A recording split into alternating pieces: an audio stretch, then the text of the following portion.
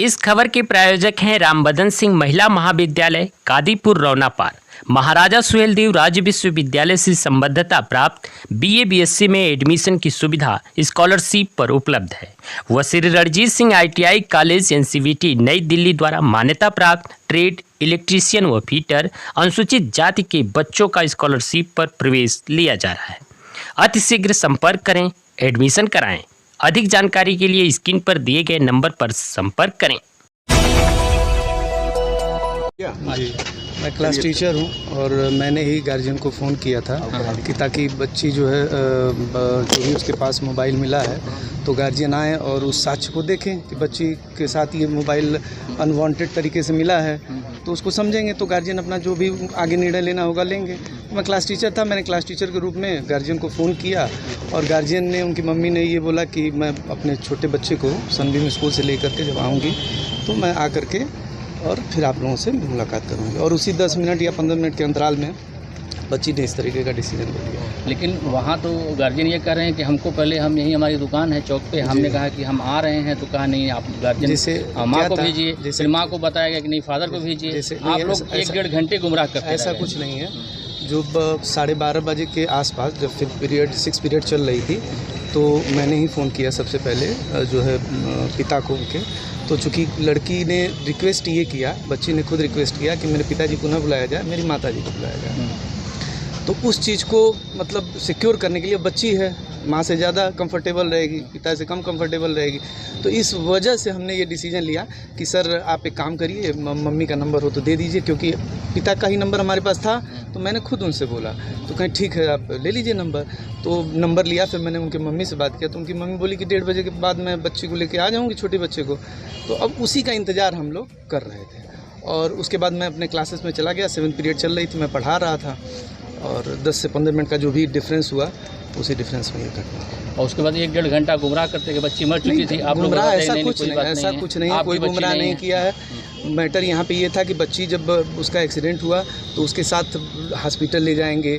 पहला काम तो ये है हमारा कि पहले हम उसको बचाने की कोशिश करेंगे ना, तो पहले तो वही किया गया, पहले उसको बचाने की कोशिश की गई। रमा हॉस्पिटल ले गए, फिर वहाँ उन्होंने मना कर दिया तो हम लोगों ने सोचा हो सकता है इनके पास फैसिलिटी ना हो, तो फिर लाइफ लाइन ले गया आदमी, तो वहाँ भी जब कर दिया गया। तो ये सब काम में तो 5 मिनट तो लगेगा नहीं सर। अगर आप इतना यहाँ वहाँ दौड़ेंगे तो कम से कम 15-20 मिनट 25 मिनट तो लग ही जाएंगे। और गार्जियन का ये भी आरोप था कि बच्ची के साथ और तब तक कुछ गलत हुआ है। ऐसा कुछ नहीं है। अगर इन्होंने ऐसा आरोप लगाया है तो वो उनकी मतलब अब क्या मैं कहूँ, उसके लिए मैं कुछ नहीं कह सकता।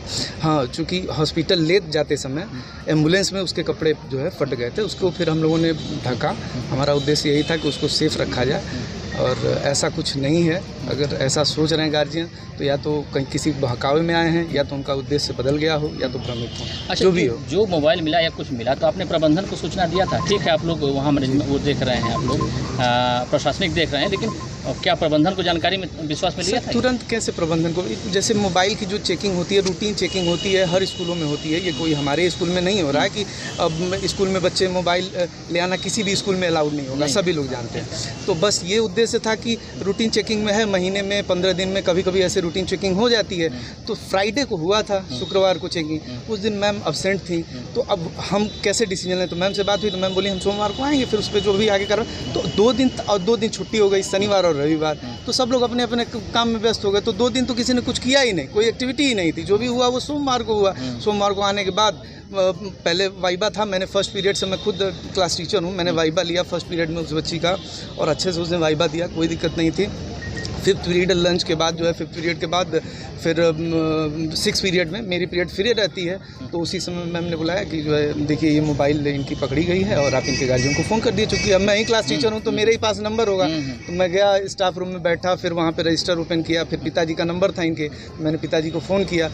तो बोले कि आप मुझे बता दीजिए मैं ही आ जाऊँ। तो मैं कहा आप दुकान छोड़ के क्यों आएँगे, छोड़िए, नॉर्मल सी बात है, जो है मम्मी को मम्मी का नंबर दे दीजिए, मैं उनसे बात कर लेता हूँ, वो आ जाएंगे। बस यही बात थी। फिर उनके माताजी को फ़ोन किया गया तो बोलें कि सर 1:30 बजे छोटे बच्चे की छुट्टी होती है, मैं उसको लेकर के आऊँ। मैं कहा कोई बात नहीं, अभी समय, आप आराम से आ जाइए।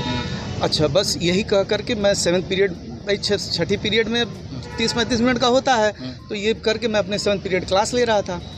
और जब 7th पीरियड चल रही थी, 10 या 15 मिनट बीते होंगे 7th पीरियड का, उसी समय दुर्घटना हो गई। और उनके गार्जियन भी फिर मुझे लगता है 140 या 145 तक आ गए थे।